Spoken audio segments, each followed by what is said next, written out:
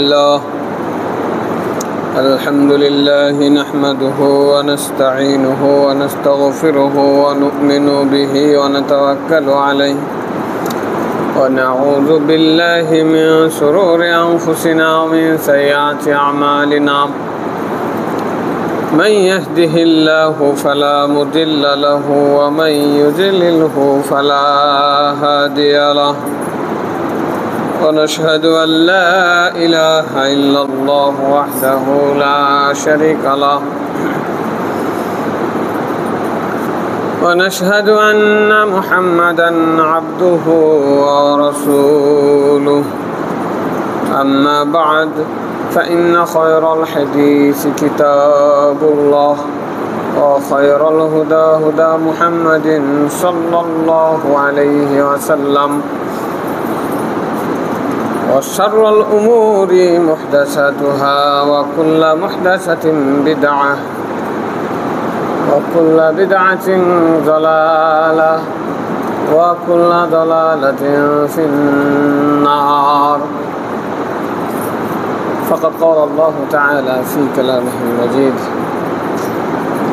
بعد أعوذ بالله من الشيطان الرجيم يا أيها الذين آمنوا اتقوا الله حق تقاته ولا تموتن إلا وأنتم مسلمون يا أيها الناس اتقوا ربكم الذي خلقكم من نفس واحدة وخلق منها زوجها وبث منهما رجالا كثيرا ونساء واتقوا الله الذي تساءلون به والأرحام إن الله كان عليكم رقيبا يا أيها الذين آمنوا اتقوا الله وقولوا قولا سديدا يصلح لكم أعمالكم ويغفر لكم ذنوبكم ومن يطع الله ورسوله فقد فاز فوزا عظيما.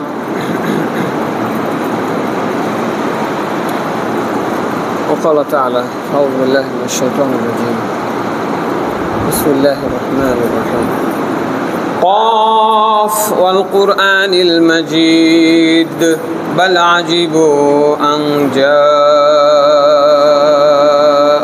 منذر منهم فقال الكافرون هذا شيء عجيب أإذا متنا وكنا ترابا ذلك رجع بعيد قد علمنا ما تنقص الأرض منهم وعندنا كتاب حفيظ بل كذبوا بالحق لما جاءهم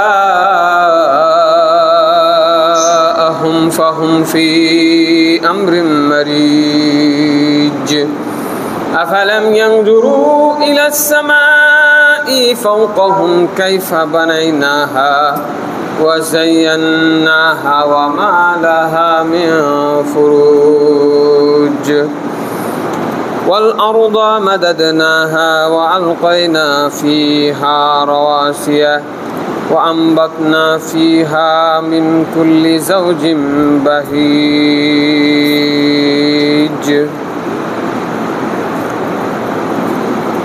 যাবতীয় হামদ সানা আল্লাহ রাব্বুল আলামিনের জন্য, যাবতীয় দুরুদ সালাম বর্ষিত হোক তার শেষ নবী মুহাম্মদুর রাসূলুল্লাহ সাল্লাল্লাহু আলাইহি ওয়াসাল্লামের উপরে। মানব জীবনের একটি গুরুত্বপূর্ণ অধ্যায় হচ্ছে পরিবার। এখানে এই অধ্যায় ব্যাপক একটি অধ্যায়। এখানে আলোচনা করার মতো সুবিস্তৃত সুযোগ যেমন আছে, প্রয়োজনীয়তাও তেমনই আছে। এই বিষয়গুলো সম্পর্কে অবহিত না হবার কারণে, যথাযথ জ্ঞান না থাকার কারণে আজকে আমাদের পরিবারগুলোতে এত সমস্যা। আমাদের পরিবারগুলো ভেঙে যাচ্ছে। সমস্যা মনে হয় মাইকে। হ্যালো, আওয়াজ করছে একটা।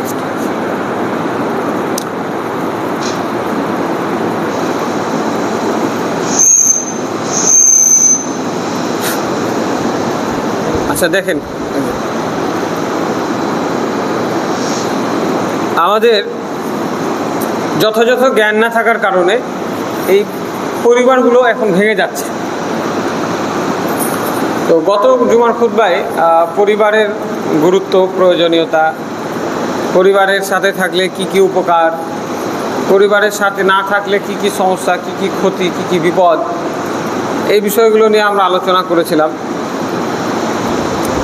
এর মধ্যে আমরা জেনেছিলাম যে পরিবারের মাধ্যমে মানব বংশ বৃদ্ধি পায়, হ্যাঁ, মানব বংশ রক্ষা পায়।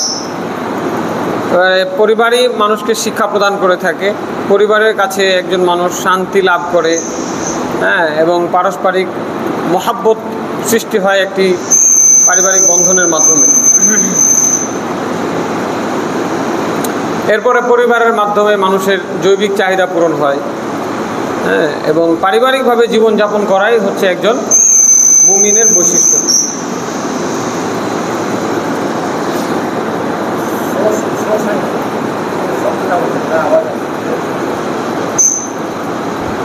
তো খুলে লাগান তো আরেকবার, খুলে লাগান, তো বন্ধ করে আরেকবার অন করে।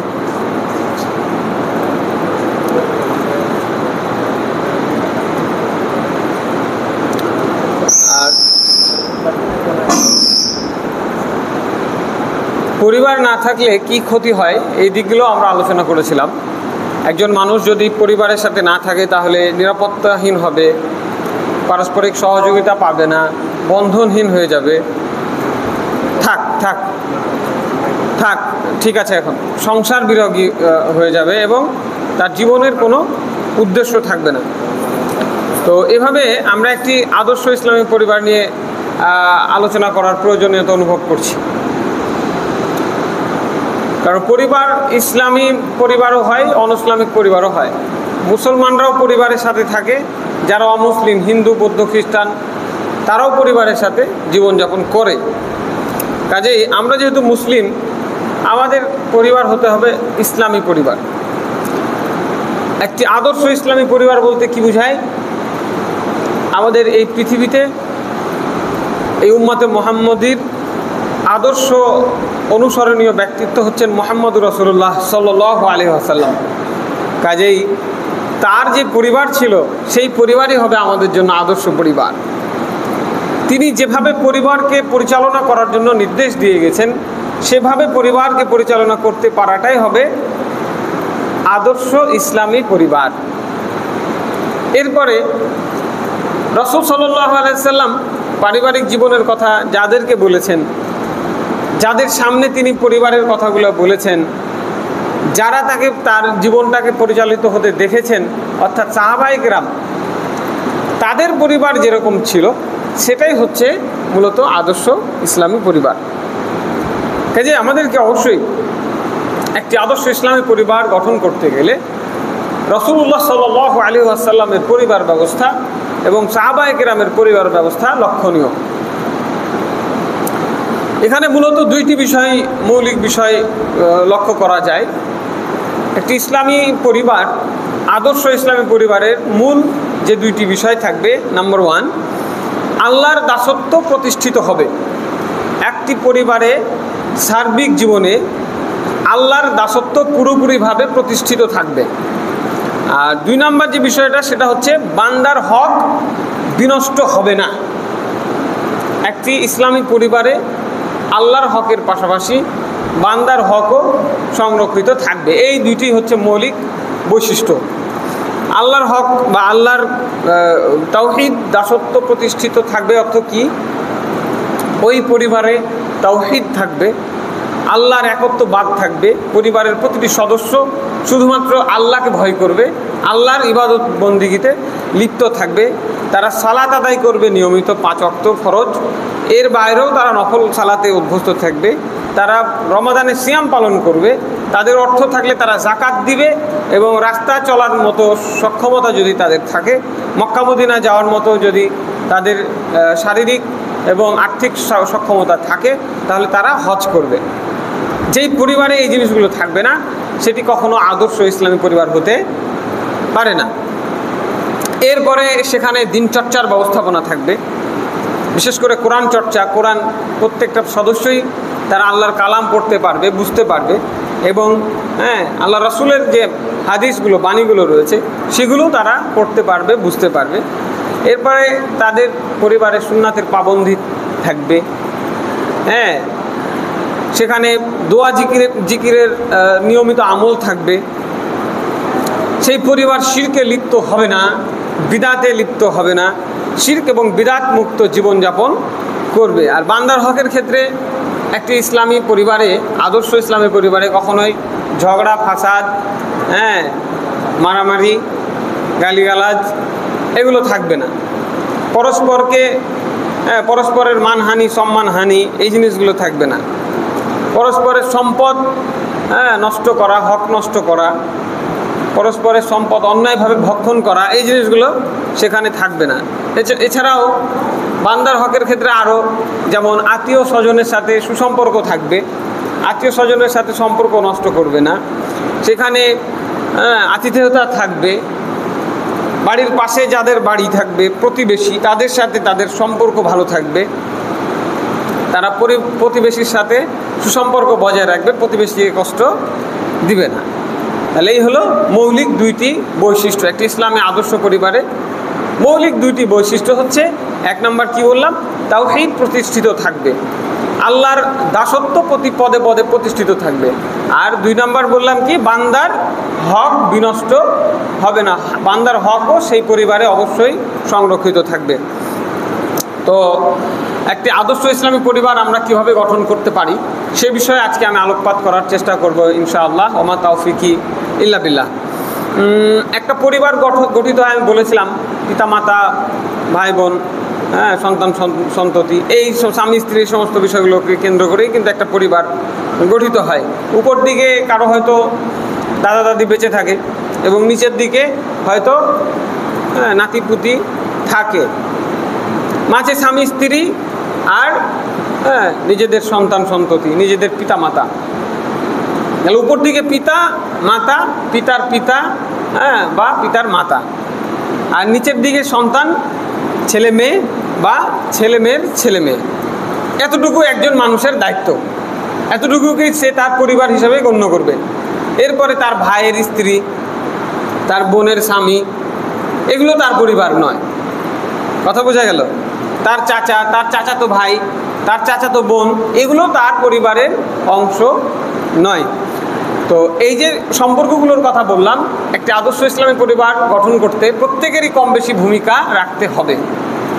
শুধুমাত্র একজন যদি চেষ্টা করে তো পুরো পরিবারটাকে সে কি কন্ট্রোল করতে পারবে না, ইসলামী পরিবার গঠন করতে সক্ষম হবে না। কাজেই পরিবারের প্রতিটি সদস্যকেই এ ব্যাপারে সচেষ্ট হতে হবে। তো আল্লাহ রাব্বুল আলামিন মূলত স্বামীকে পরিবারের কর্তা বা দায়িত্বশীল হিসাবে নিয়োগ করেছেন। একজন সক্ষম স্বামী একটা পরিবারের দায়িত্বশীল। রাসূল সাল্লাল্লাহু আলাইহি সাল্লাম বলছেন, ইন্নাল্লাহা সাইলুন কুল্লা রাইন আম্মাস্তারাহা। নিশ্চয় আল্লাহ রাব্বুল আলামিন প্রত্যেকটা ব্যক্তিকে তার দায়িত্ব সম্পর্কে জিজ্ঞাসা করবেন, যে ব্যাপারে তিনি দায়িত্ব পালন করতেন।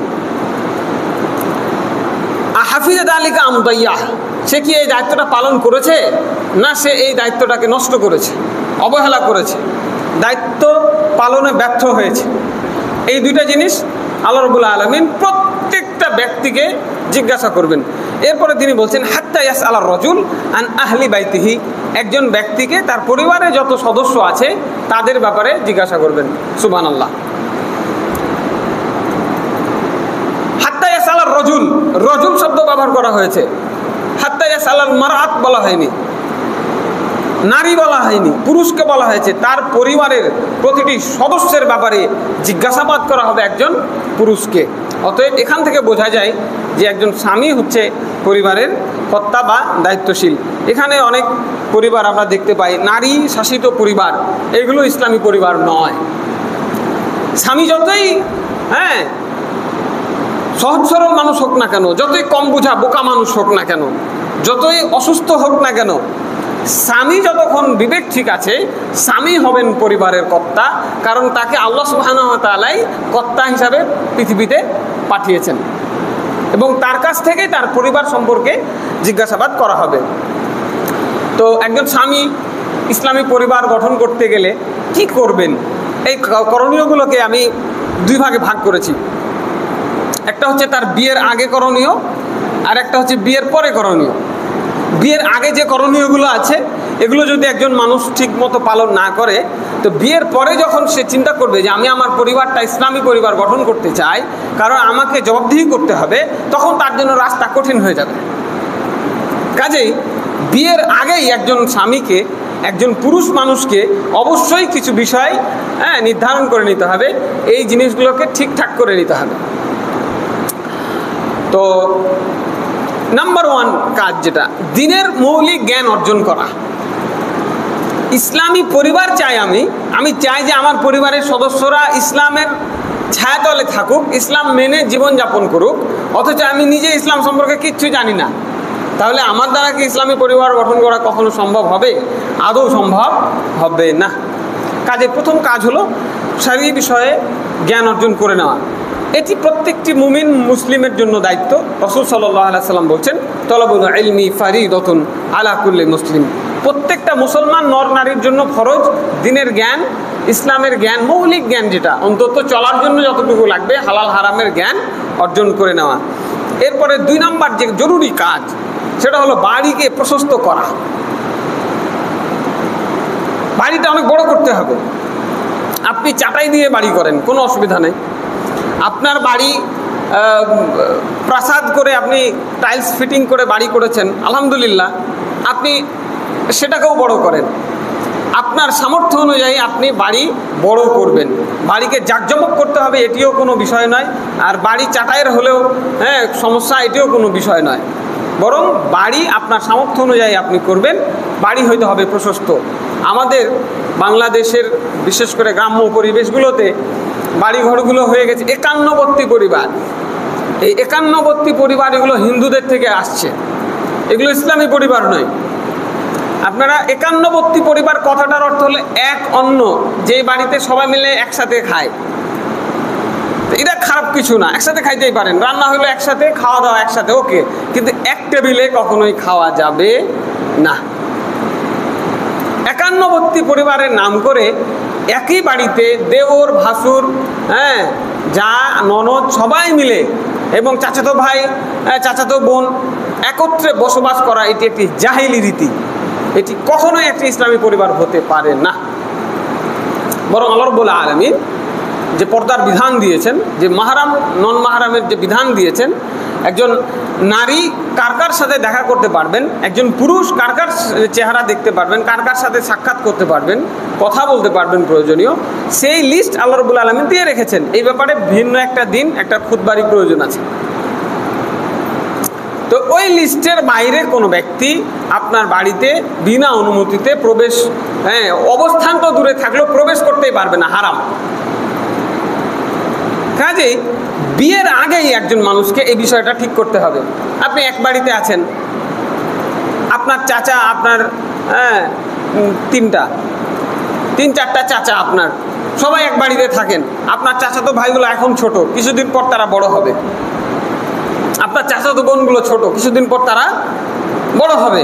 তা আপনি এখন বিয়ে করছেন, এখনই আপনাকে চিন্তা করতে হবে, কারণ কিছুদিন পরে আপনার স্ত্রী আসবে, আর আপনার চাচাতো ভাই বড় হবে। আপনার স্ত্রী আর আপনার চাচাতো ভাই পরস্পরে দেখা করা, কথা বলা, এটি ইসলাম অনুমোদন করে না। কাজে এক বাড়িতে থাকবেন আর বিয়ে শাদী করবেন সবাই মিলে এভাবে, এটি একটি জাহিলি রীতি। রাসূল সাল্লাল্লাহু আলাইহি ওয়াসাল্লামকে দেওর সম্পর্কে প্রশ্ন করা হলে তিনি বলেছিলেন, দেওর হলো মৃত্যুতুল্য। আর আমাদের জাহেল সমাজ বলে দেওর হলো ভাইয়ের মতন, আর ভাবি হলো মায়ের মতন। মানে ব্যাপারগুলো উল্টাপাল্টা সব, কথা বুঝেছেন? দেওর হলো ভাইয়ের মতন, আর ভাবি হলো মায়ের মতন, আর ভাসুর হলো শ্বশুরের সমান, কথা বুঝেছেন? এই যে উল্টাপাল্টা নিয়ম কানুন, এগুলো সামাজিকভাবে বানিয়ে ফেলা হয়েছে। এগুলোর কোনো সনদ আল্লাহ রাব্বুল আলামিন কোরআনেও নাজিল করেন নাই, রাসূল সাল্লাল্লাহু আলাইহি সাল্লাম হাদিসের মধ্যেও এগুলো বলে যান নাই। কাজেই আমাদেরকে অবশ্যই বাড়িকে আগে প্রশস্ত করে নিতে হবে।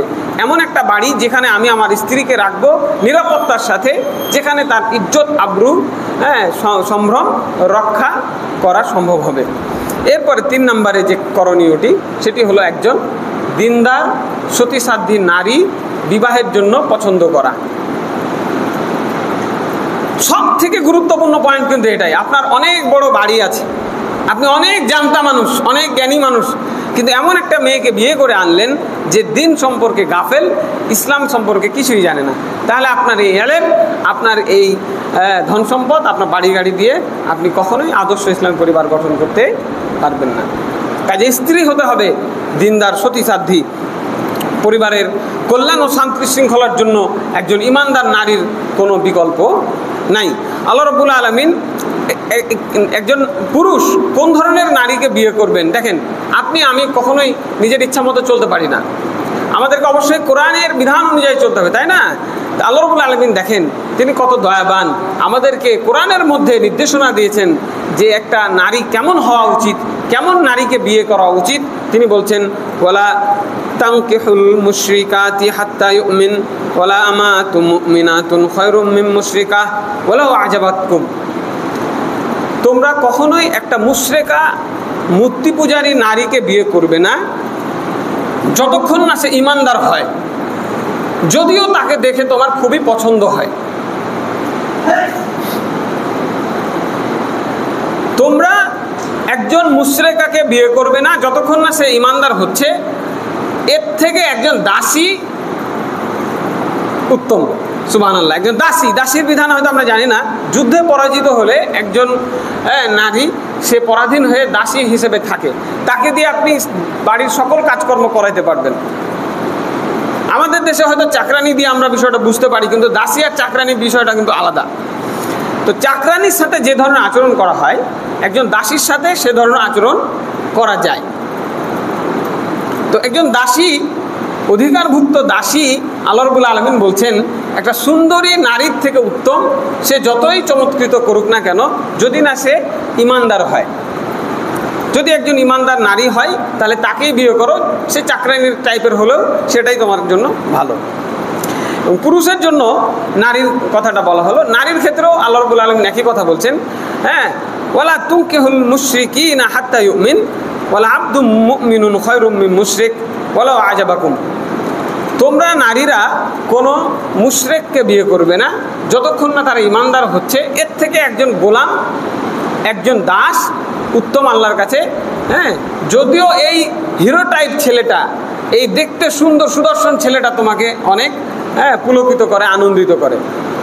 তাহলে বিয়ের ক্ষেত্রে শুধু চেহারা দেখলে হবে না, তাকে অবশ্যই মুমিন হতে হবে, তার মধ্যে ইমানদারিতা থাকতে হবে, যে ইমানদারিতা তাকে উপকৃত করবে, তার পরিবারকেও উপকৃত করবে।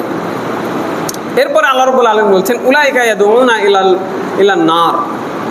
সুদর্শন চেহারার এই নারী পুরুষ যারা ঈমান আনে না, দেখতে যতই সুন্দর হোক, এরা মানুষকে জাহান্নামের দিকে ডাকছে। আজকে এই যে বাংলাদেশের চতুর্পাশে 3 পাশে ভারত, গ্রাম বাংলার প্রতিটি ঘরে ঘরে এই ভারতীয় সিরিয়াল, টিভি সিরিয়ালগুলো ঢুকিয়ে দেওয়া হয়েছে, ভারতীয় সিনেমাগুলো ঢুকিয়ে দেওয়া হয়েছে, এবং সেখানে এই তাদের যে জীবনযাপনের ধরন, তাদের জীবনযাপনের ধরন দেখে আমাদের মুসলিম উম্মাহ আজকে তাদের পেছনে ছুটছে। তাদের সৌন্দর্য দেখে, তাদের জীবনযাপনের ধরন দেখে আমাদের যুবক যুবতীরা, এমনকি আমাদের যারা মা বোন রয়েছেন, যাদের বয়স 40 পার হয়ে গেছে, তারাও আজকে এই ধোঁকার মধ্যে নিপতিত। অথচ আল্লাহ রাব্বুল আলামিন কি বললেন? এরা তোমাদেরকে জাহান্নামের দিকে ডাকছে, এরা তো মুশরিক, এরা যে সমস্ত কার্যকলাপ করছে এর মাধ্যমে তারা মানুষকে জাহান্নামের দিকে ডাকছে। আল্লাহু ইয়াদউনা ইলাল জান্নাতি ওয়াল মাগফিরাতি বিইজনিহি। আল্লাহ তার স্বীয় আদেশ বলে তোমাদেরকে ক্ষমার দিকে এবং জান্নাতের দিকে ডাকছেন। বলুন আলহামদুলিল্লাহ। তাহলে মুমিনা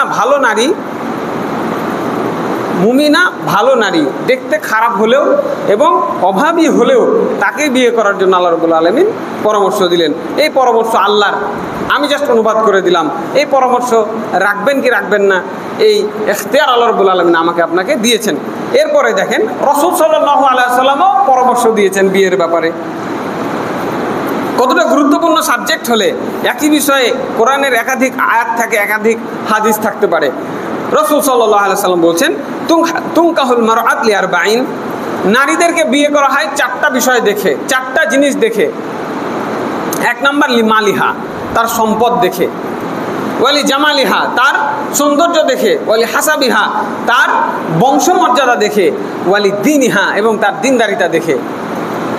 এই চারটি বিষয়ের মধ্য থেকে রাসূল সাল্লাল্লাহু আলাইহি ওয়াসাল্লাম একটিকে বাছাই করে নিলেন। তিনি কি বললেন? ফাজফার বিজাতিদ দিন তারিবাত ইয়াদাক, তুমি দিনদার মেয়েকে বিয়ে করে সফল কাম হয়ে যাও, তা না হলে তুমি ধ্বংস হয়ে যাবে। সুবহানাল্লাহি ওয়া বিহামদিহি। আল্লাহ সুবহানাহু ওয়া তাআলার পরামর্শের সাথে রাসূলের পরামর্শ এক হয়ে গেল না? দিনদার মেয়েকে বিয়ে করতে বললেন, বাকি তিনটা আপনি চাইলে রাখতে পারেন আপনার লিস্টে। আপনি সুন্দরী নেন, টাকা পয়সাওয়ালা নেন, বড় বংশের নেন, দিনদারিতা নাই, এই তিনটার কোনো দাম নাই। আর দিনদারিতা থাকলে ওই তিনটা থাকলে আলহামদুলিল্লাহ, না থাকলেও আলহামদুলিল্লাহ। রাসূল সাল্লাল্লাহু আলাইহি সাল্লাম বললেন ফাজফার বিজাতিদ দিন, দিনদারিতাকে প্রাধান্য দাও, সফল হয়ে যাও। আজকে আমাদের এই যে বিশৃঙ্খলা, এটার মূল কারণ হচ্ছে আমরা দিনদারিতাকে বাদ দিয়ে বাকি তিনটাকে আমরা গুরুত্ব দিয়েছি। দিনদারিতাকে বাদ দিয়েছি আমরা, ও ঠিক হয়ে যাবে পরে, আছে না, বলি না এরকম, ওই একটু এ বয়সে এরকম করেই, পরে এটা ঠিক হয়ে যাবে। তো লা হাওলা ওয়ালা কুওয়াতা ইল্লা বিল্লাহ, এটি হলো শয়তানের একটি ধোঁকা। খবরদার, আমরা ধোঁকায় পড়ব না। এরপরে দেখেন রাসূল সাল্লাল্লাহু আলাইহি সাল্লাম ভয় দেখালেন, শোনো, যদি তোমাদের কাছে কেউ আসে বিয়ের প্রস্তাব নিয়ে, যার দিনদারিতা সম্পর্কে তোমরা সন্তুষ্ট আছো, ছেলেটা অনেক ভালো আলহামদুলিল্লাহ, 5 ওয়াক্ত সালাত আদায় করে, মসজিদে গিয়ে জামাতের সাথে নামাজ পড়ে, সালাম দেয়, মানুষের সাথে ঝগড়াঝাটি করে না, কারোর সাথে প্রতারণা করে না, মিথ্যা কথা বলে না, হ্যাঁ, কিন্তু ছেলেটা যে দিনদার, সে যদি অভাবীও হয়, বিয়ের প্রস্তাব দিয়েছে, তোমরা তার সাথে বিয়ে দিয়ে দাও, তা না হলে এই পৃথিবীতে বিপর্যয় নেমে আসবে, নাউজুবিল্লাহ।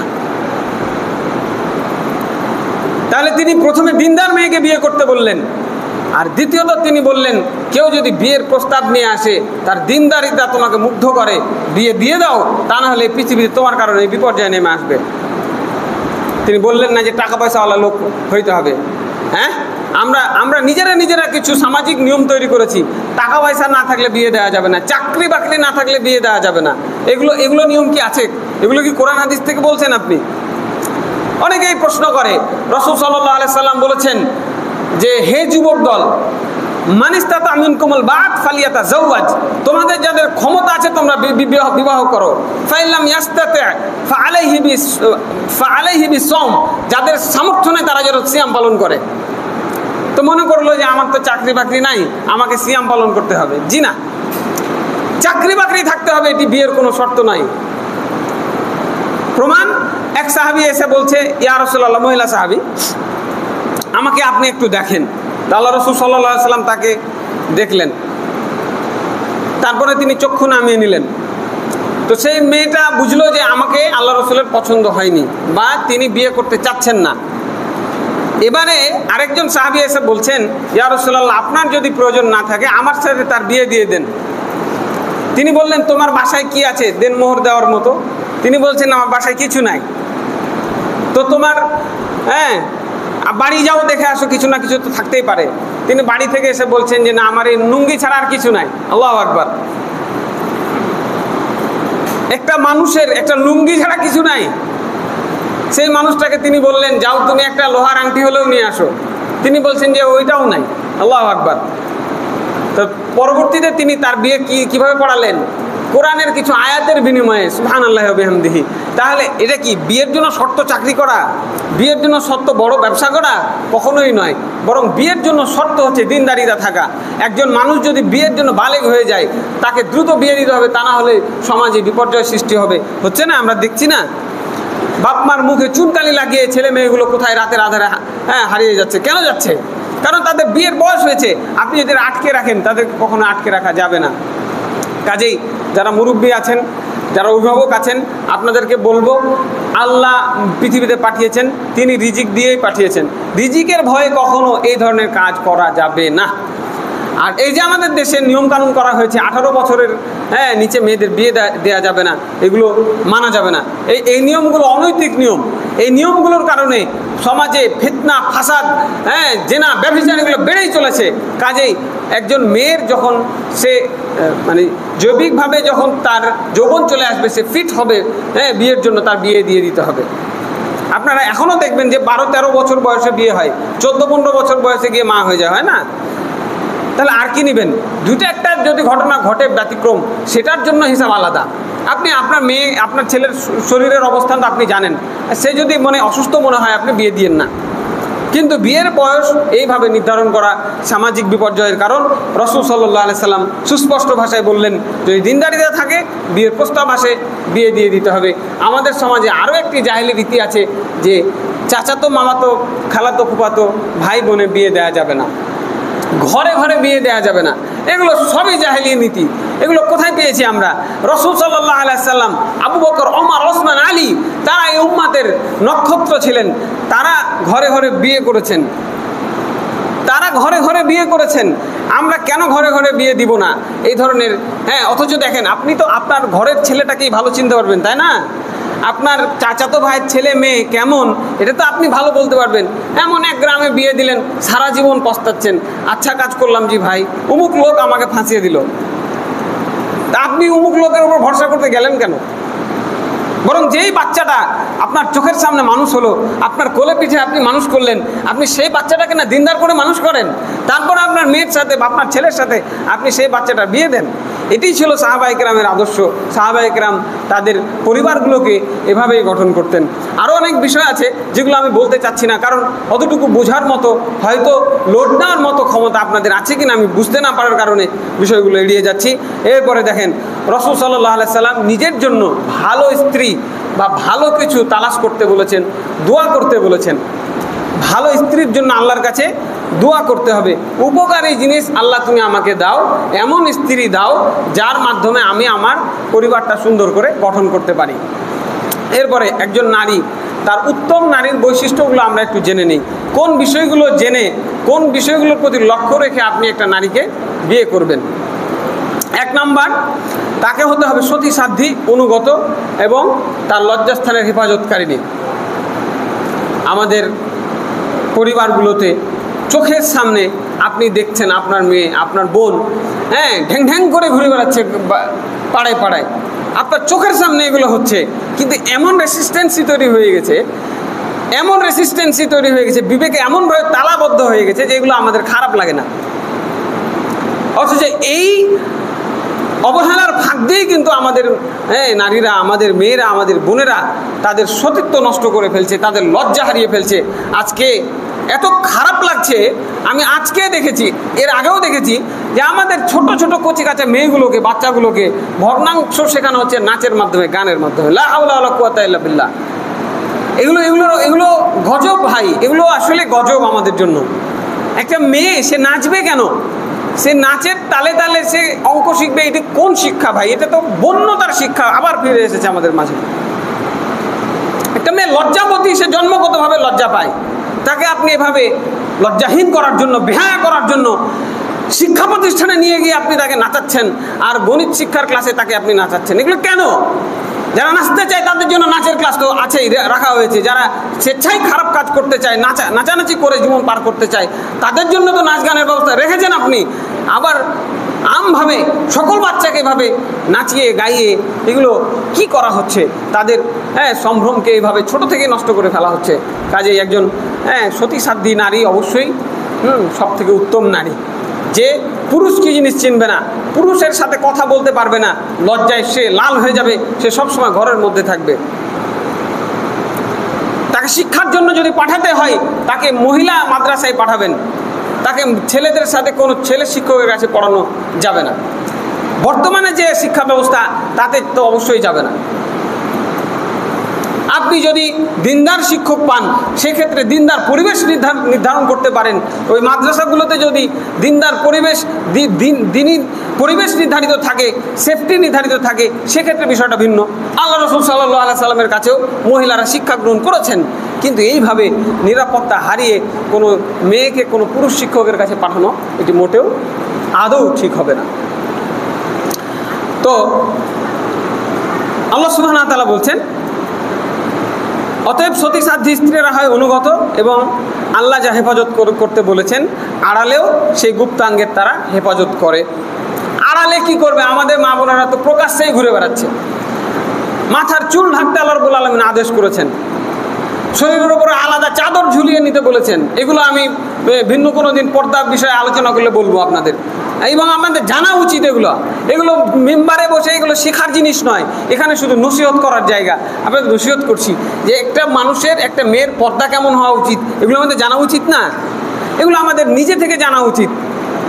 অথচ দেখেন আল্লাহ রাব্বুল আলামিন বললেন গোপনে উঠছে তার লজ্জাস্থানকে হেফাজতে রাখে। সুবহানাল্লাহ।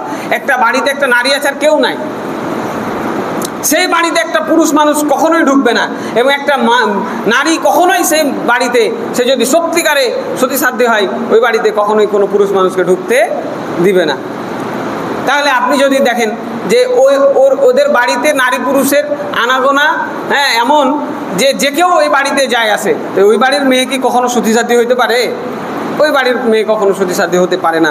অতএব যারা বিয়ে করবেন এই বিষয়টি অবশ্যই আমাদেরকে খেয়াল রাখতে হবে। রাসূল সাল্লাল্লাহু আলাইহি সাল্লাম বলছেন নারীদের সতীসাধ্যী হওয়ার ব্যাপারে তিনি বলছেন ইজা সল্লাত আল মারআতু খামসাহা, যখন একটা মেয়ে 5 ওয়াক্ত নামাজ ঠিকঠাক মতো পড়ে, ওয়া সামাত শাহরাহা, 1 মাসের সিয়াম ঠিক মতো পালন করে, ওয়া হাসানাত ফারজাহা, এবং লজ্জাস্থানের হেফাজত করে, তার নিজের ইজ্জত আবরুকে সে কন্ট্রোল করে রাখে, লুকিয়ে রাখে, ওয়া আতাআত বালাহা, এবং যখন তার বিয়ে হয়ে যায় তার স্বামীর কথা মতো চলে, দাখালাত মিন আইয়ি আবওয়াবিল জান্নাহ, সে জান্নাতের যে কোনো দরজা দিয়ে প্রবেশ করতে পারবে। বলুন সুবহানাল্লাহি ওয়া বিহামদিহি। আমি মা বোনদের দৃষ্টি আকর্ষণ করব, মা বোনদের জন্য জান্নাতে যাওয়া কতটা সহজ করে দিয়েছেন আল্লাহ রাব্বুল আলামিন। বলুন আলহামদুলিল্লাহ। আপনি আপনার 5 ওয়াক্ত নামাজ ঠিকমতো পড়বেন, 1 মাস সিয়াম রাখবেন, 2টা কাজ তো সহজ, ওটা তো করেনি। এরপরে আপনি নিজের ইজ্জতটাকে ঢেকে রাখবেন, আর বিয়ে হয়ে গেলে স্বামীর কথা মতো জীবনযাপন করবেন। বাস আপনার জন্য জান্নাতের সকল দরজা উন্মুক্ত করে দেওয়া হবে, যে কোনো দরজা দিয়ে আপনি সেখানে প্রবেশ করতে পারবেন। সুবহানাল্লাহি ওয়া বিহামদিহি। কাজেই একজন সতীসাধ্যী নারী কতটা মূল্যবান আল্লাহ রাব্বুল আলামিনের এই আয়াত থেকে, রাসূল সাল্লাল্লাহু আলাইহি সাল্লামের এই হাদিস থেকে আমরা সুস্পষ্টভাবে বুঝতে পারলাম। এরপরে দ্বীন ও ঈমানের কাজে একজন স্ত্রী হতে হবে সহযোগী মনোভাবের স্ত্রী যদি না হয়, একজন পুরুষ মানুষ কখনোই একটা দিনদার পরিবার গঠন করতে পারবে না। পিতা বলছে এই উঠো বাবা নামাজ পড়তে হবে, মা বলছে ঠেকাজি এত ছোট ছেলে এখনই নামাজ পড়তে হবে না, আর একটু বড় হোক, বলে কি বলে না? পরীক্ষার সময় না না না খবরদার রোজা রাখা যাবে না, বলে কি বলে না? পরীক্ষাটা দিয়ে এলে তারপর তখন করিস, সামনে বছর করিস। তো এরকম যদি মা হয়, তাহলে এই মার দ্বারা কখনোই একটা সুন্দর সন্তান কখনোই পুরো আমরা পেতে পারি না। একজন পিতা হাজার চেষ্টা করলেও মা যদি এই ধরনের হয়, তাহলে বাবা একাই কখনো পরিবারকে সুন্দর করতে পারবে না। কাজে দ্বীন ও ঈমানের কাজে একজন নারীকে অবশ্যই সহযোগী মনোভাবের হতে হবে। এরপরে রাসূল সাল্লাল্লাহু আলাইহি সাল্লাম বলছেন, আচ্ছা থাক, ওরা বলুক কথা। যখন এক সাহাবী বলছেন যে যখন একটা আয়াত নাজিল হলো, আল্লাযীনা ইয়াকনিজুনা আয-যাহাবা ওয়াল ফিদ্দা ওয়া লা ইউনফিকুনাহা ফি সাবিলিল্লাহি ফাবাশশিরহুম বিআযাবিন আলীম, যাকাতের ব্যাপারে যখন আয়াত নাজিল হলো যে যারা সোনা রূপা জমা করে রাখে, আল্লাহর রাস্তায় ব্যয় করে না, তাদেরকে কঠিন শাস্তির সুসংবাদ দিয়ে দাও। তো সাহাবায়ে কেরাম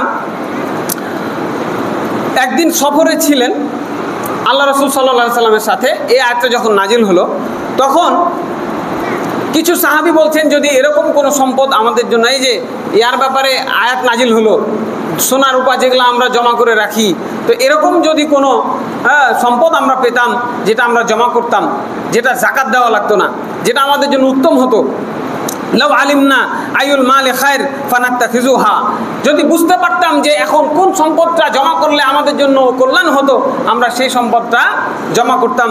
রাসূল সাল্লাল্লাহু আলাইহি সাল্লাম বিষয়টি শোনার পরে পরামর্শ দিলেন, যে তোমরা লিসানুন যাকির ওয়া কলবুন শাকির ওয়া যাওজাতুম মুমিনাতুন তুঈনুহু আলা ঈমানিহি, যে বিষয় তোমরা জানতে চাচ্ছ, তোমাদের মনে যে বাসনা তৈরি হয়েছে সেটি 3টি জিনিসের মধ্যে রয়েছে। একটা হচ্ছে ওই জিহ্বা, যে জিহ্বা আল্লাহকে স্মরণ করতে পারে, সুবহানাল্লাহ।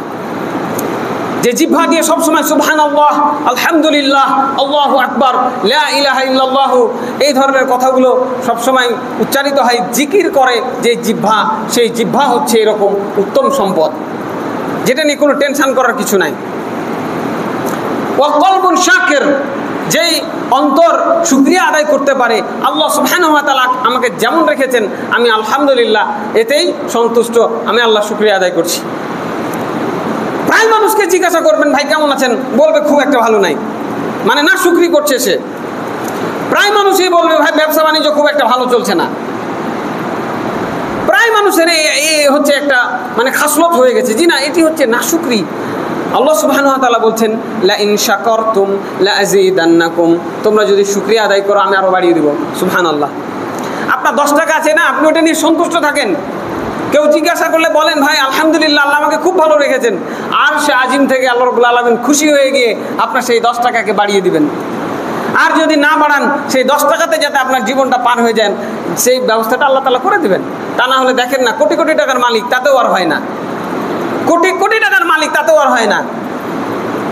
বিশাল বিল্ডিং এর মালিক, হ্যাঁ, কোটি কোটি টাকা তার ঋণ, লুকিয়ে বেড়ায় মানুষের, হ্যাঁ, পাওনাদাররা আসবে তাই লুকিয়ে বেড়ায়, পালিয়ে বেড়ায়। এক বড় বিশাল ডাক্তার, তাকে আমি একদিন বলছি যে একটা গাড়ি কিনে নেন, এত কষ্ট করছেন। তিনি বলছেন আমার যে কি অবস্থা তুমি যদি জানতা, লা হাওলা ওয়ালা কুওয়াতা ইল্লা বিল্লাহ। একজন ডাক্তারও খুশি না, তার জীবন নিয়ে সে খুশি না, সে খুশি হতে পারে নাই যে আল্লাহ তাকে ডাক্তার বানিয়েছেন, আল্লাহ তাকে এত ভালো রেখেছেন। কাজেই আসলেই যে অন্তরটা অল্পতে সন্তুষ্ট হতে পারে, সে অন্তরটাই হচ্ছে কি একটা উত্তম সম্পদ। এবং শেষে তিনি বললেন ওই স্ত্রী হচ্ছে উত্তম সম্পদ, যে স্ত্রী তার স্বামীকে দিনের কাজে সহযোগিতা করতে পারে। সুবহানাল্লাহ ওয়া বিহামদিহি। কাজেই স্ত্রী নির্বাচনের ক্ষেত্রে এই গুরুত্বপূর্ণ পয়েন্টটি অবশ্যই ভোলা যাবে না। এই স্ত্রী হচ্ছে আপনার জন্য আসলে একটা সম্পদ। বিয়ে করার পরে যারা বিয়ে করে ফেলেছেন তাদের হয়তো এখন আফসোস হতে পারে, আফসোস করার কিছু নাই। আল্লাহর কাছে দোয়া করেন, চেষ্টা করতে থাকেন, ইনশাআল্লাহ আল্লাহ সুবহানাহু ওয়া তাআলা আপনাকে সাহায্য করবেন। যদি তাতেও কাজ না হয়, আল্লাহ যে নিয়ম দিয়েছেন সেই নিয়মে এই স্ত্রীকে তালাক দিতে হবে। স্ত্রী যদি দিনদার না হয়, স্ত্রী যদি দিনকে প্রাধান্য না দেয়, আল্লাহর বিধানকে যদি স্ত্রী প্রাধান্য না দেয়, স্ত্রী তালাক দিতে হবে। এতে আপনার জন্য দুনিয়া আখিরাতে কল্যাণ রয়েছে। তবে তালাকের বিধানটা অত্যন্ত জটিল বিধান। একটা নারীকে তালাক দিতে গেলে তার সাথে সংশ্লিষ্ট বহু কিছু বিপদে পড়ে যায়, বহু সমস্যা তৈরি হয়। কাজেই বারবার ভেবে নিতে হবে, বারবার চেষ্টা করে নিতে হবে। আল্লাহ রাব্বুল আলামিন আমাদেরকে একজন দিনদার সতীসাধ্যী নারীকে বিয়ে করার তৌফিক দান করেন, আল্লাহুম্মা আমিন। যাদের বিয়ে হয়ে গেছে আল্লাহ যেন তাদের স্ত্রীকে দিনদার করে নেওয়ার তৌফিক দান করেন, আল্লাহুম্মা আমিন। এরপরে স্ত্রী এরকম হইতে হবে যে সে স্বামীকে ভালোবাসবে, তার মনোভাব হইতে হবে যে আমি স্বামী ছাড়া কিছু বুঝি না। রাসূল সাল্লাল্লাহু আলাইহি সাল্লাম বলছেন যে উত্তম স্ত্রী তো সেই যে স্বামীকে বেশি ভালোবাসে। তোমাদের মধ্যে নিসাউকুম মিন আহলিল জান্নাহ, তোমাদের মধ্যে জান্নাতি নারী, আল্লাহু আকবার, তারাই যারা ওয়াদুদুল ওয়ালুদ, বেশি সন্তান দিতে পারে এবং স্বামীর প্রতি কি ভালোবাসা বিনিময় করতে পারে। এমনকি যখন তার স্বামী কোনো কারণে রাগ করে তখন হাতের হাতটা রেখে বলে, স্বামী গো আপনি যতক্ষণ না রাগ ভাঙাচ্ছেন আমি আমার চোখ বন্ধ করব না, আমি আর ঘুমাবো না। সুবহানাল্লাহ। কি আমাদের সমাজে কি ঘটে, মানে স্বামী রাগ করে একদিকে মুখ ঘুরিয়ে শুইল, তো স্ত্রী আর একদিকে মুখ ঘুরিয়ে শুয়ে গেল, হয় না? জি না, এটি একজন দিনদার স্বামী, একজন দিনদার স্ত্রীর বৈশিষ্ট্য হতে পারে না। স্বামী অবশ্যই তার স্ত্রীকে ভালোবাসবেন, তার দায়িত্ব পালন করবেন, স্ত্রীও তার স্বামীকে যথাযথ সম্মান করবেন এবং তাকে ভালোবাসবেন, যাতে করে একজন স্বামী তার কর্মক্লান্ত, তার যে শরীরের যে যৌন ক্ষুধা আল্লাহ রাব্বুল আলামিন তাকে দিয়ে সৃষ্টি করেছেন তা পূরণের জন্য তার স্ত্রীকে যথেষ্ট মনে করে, যাতে করে কোনোভাবে কোনো রকম হারাম সম্পর্কে সে জড়ানোর চিন্তা ভাবনা না করে। কাজেই স্ত্রীকে হতে হবে প্রেমময়ী, স্বামীকে বেশি প্রেম করতে হবে, স্বামীকে বেশি ভালোবাসতে হবে। কিন্তু আমাদের নারীরা কি এতটাই হতভাগা যে সাজগোজ করে শুধু বাইরে যাওয়ার জন্য। আর স্বামী যদি সাজগোজ করতে বলে তাহলে তার আর মানে ক্লান্তির শেষ থাকে না। আমি সারাদিন কাজ করেছি, এখন আমি আর সাজগোজ করতে পারবো না, আর যাই ভাইয়ের বিয়েতে, বোনের বিয়েতে, এগুলো ভাইয়ের বিয়েতে, বোনের বিয়েতে সেজে গুজে এই যে ডুলিবিবি যাওয়া, এগুলো ইসলাম টোটালেই সমর্থন করে না। অতএব আমাদের স্ত্রীদেরকে, আমাদের মাদেরকে, বোনদেরকে বলবো, আপনারা আপনাদের স্বামীর জন্য সাজগোজ করবেন, এটি আপনাদের জন্য কল্যাণকর। আল্লাহ প্রদর্শিত, রাসূল প্রদর্শিত একটি নিয়ম, যে নিয়ম পালনের মধ্যেই রয়েছে আমাদের সবার জন্য কল্যাণ, এটাই রয়েছে আমাদের ইহকালীন মঙ্গল, পরকালীন মুক্তি। আল্লাহ রাব্বুল আলামিন আমাদেরকে বোঝার তৌফিক দান করেন, আল্লাহুম্মা আমিন। এবং স্বামীকেই মুগ্ধ করতে হবে। স্বামী যদি মুগ্ধ হয়ে আপনাকে ভালোবাসে, এতে আপনি যেমন উপকৃত হলেন, আপনার স্বামীও তেমনি উপকৃত হলেন। রাসূল সাল্লাল্লাহু আলাইহি সাল্লাম বলছেন, তোমার স্বামী হচ্ছে তোমার জান্নাত। আল্লাহু আকবার। স্বামী যদি নারাজ হয়ে যায়, তাহলে তাহাজ্জুদ পড়েও জান্নাত আর হবে না। হে পর্দার আড়ালের মা এবং বোনেরা, আপনাদেরকে বিষয়টি অত্যন্ত গুরুত্বের সাথে ভাবার জন্য আমি বলছি। রাসূল সাল্লাল্লাহু আলাইহি সাল্লাম স্বামীকে জান্নাত আখ্যা দিয়েছেন। তিনি বলছেন, এই পৃথিবীতে আল্লাহ ছাড়া কাউকে সিজদা করার অনুমতি দেওয়া হলে একজন স্বামীকে সিজদা করার জন্য তার স্ত্রীকে অনুমতি দেওয়া হতো। কথা বুঝেছেন? একজন স্ত্রীর কাছে তার স্বামীর মর্যাদা এত উন্নীত করা হয়েছে যে একজন স্ত্রী তার স্বামীকে সিজদা করত যদি অনুমতি থাকতো। তাহলে স্ত্রীকে বলা হতো তোমার স্বামীকে সিজদা করো। কিন্তু মানুষকে সিজদা করতে পারে না। যারা মানুষ হয়ে মানুষকে সিজদা করে, এখান থেকেই বোঝা যায় যে পীর পূজা, মাজার পূজা এগুলো কখনোই জায়েজ হতে পারে না। কি কথা বোঝা গেল? স্বামী হয়ে, স্ত্রী হয়ে স্বামীকে সিজদা করতে পারবে না, আপনি আর কাকে সিজদা করে বেড়াচ্ছেন? মানুষ হয়ে যারা মানুষকে সিজদা করে, গাছকে সিজদা করে, পাথরকে সিজদা করে, তারা হচ্ছে পাক্কা মুশরিক। তাদের ঈমান চলে গেছে, তাদের নামাজ, রোজা, হজ, যাকাত কোনো কিছুই কাজে লাগবে না।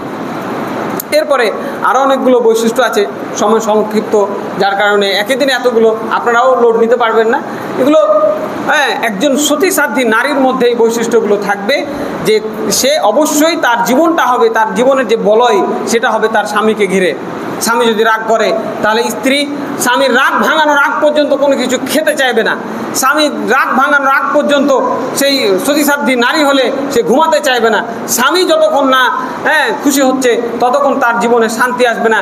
এভাবে যদি একজন স্বামী স্ত্রী জীবনযাপন করে, ইনশাল্লাহ তাদের পরিবারটা হবে সুন্দর, সুখময়, শান্তিময়। আল্লাহ সুবহানাহু ওয়া তাআলা এভাবেই একজন নারীকে এবং পুরুষকে সৃষ্টি করেছেন। কি করবেন? আমরা কি আল্লাহর সৃষ্টির নিয়মের বাইরে যাব? একজন পুরুষ তো একটা বস্তা ঘাড়ে তুলতে পারে, একজন নারী কি সেটা পারে? সেটা পারে না। যেহেতু আল্লাহ রাব্বুল আলামিন জাতিগতভাবেই নারীকে দুর্বল করে সৃষ্টি করেছেন পৃথিবীতে ভারসাম্য বজায় রাখার জন্য। কিন্তু দুঃখের শেষ কোথায় রাখি, কোথায় লুকাই? আজকে সম অধিকার চাই নামে আমাদের মেয়েদেরকে উস্কে দিয়ে রাস্তায় নামানো হচ্ছে, হচ্ছে না, হয় না? সম অধিকার কোথায়? আপনি সম অধিকার পালেন? আল্লাহ তো সম অধিকার দেয় নাই। কোরআন তো সুস্পষ্টভাবে বলে দিয়েছে যে নারী পাবে পুরুষের অর্ধেক। আপনার পিতার যদি 3 কাঠা জমি থাকে, আপনার পিতার যদি সন্তান হয় 2টা, একটা মেয়ে একটা ছেলে, তো ছেলে পাবে 2 কাঠা, মেয়ে পাবে 1 কাঠা। কি নিয়ম ঠিক আছে না? সম অধিকার হলে কি হবে? মেয়ে পাবে 1.5 কাঠা, ছেলে পাবে 1.5 কাঠা। কোরআনের উপরে হাত খেলাবেন আপনি? আছে কারো সাহস যে কোরআনের আয়াত পাল্টায় দিবেন? তো সেটা তো পারবেন না। কারণ একজন নারীকে তার পিতাকে দেখে রাখতে হয়, তার ভাইকে দেখে রাখতে হয়, তার স্বামীকে দেখে রাখতে হয়, তার সন্তানকে দেখে রাখতে হয়। তাহলে এটা কি স্ত্রীর একটা মহিলার মর্যাদা উন্নীত হলো না? সেদিন পিতামাতার খুতবাতে আমি বলেছিলাম যে আল্লাহ রাসূল সাল্লাল্লাহু আলাইহি সাল্লাম বলছেন যে যাও তোমার মায়ের পা ধরে পড়ে থাকো, তোমার জান্নাত ওখানে রয়েছে। তো মায়ের পায়ের নিচে জান্নাত রাখা হয়েছে, বাপের পায়ের নিচে তো রাখা হয় নাই। কার সাথে ভালো আচরণ করবো ইয়া রাসূলুল্লাহ পৃথিবীতে? তোমার মার সাথে। তারপর কার সাথে? তোমার মা। তারপর তোমার মা। 3 বার বলা হলো তোমার মা, তারপরে গিয়ে বলা হলো তোমার পিতা। তাহলে কি মায়ের মর্যাদা খুঁজে নিতে হবে আমাকে? আমার মর্যাদা তো এখানে, আমার মর্যাদা তো মা হিসেবে, আমার মর্যাদা এই জায়গায়। আমি কেন নিজের মর্যাদা হানি করার জন্য সেই বাইরে চলে গেলাম মিছিল করতে? সম অধিকার চাই। লা হাওলা ওয়ালা কুওয়াতা ইল্লা বিল্লাহ। এবং সময় শেষ, আরও একটি ভয়ানক বিষয় যেটি না বললেই নয়, যেটি আমাদের পাঠ্যপুস্তকে পর্যন্ত ঢুকিয়ে দেওয়া হয়েছে। একজন মেয়ে মানুষ হঠাৎ করে সে মনে করছে আমি এখন থেকে ছেলে মানুষ। ট্রান্সজেন্ডার শব্দই হয়তো কোনোদিন শুনেছেন কিনা? এই ট্রান্সজেন্ডার ইস্যুকে ঢুকিয়ে দেওয়া হয়েছে।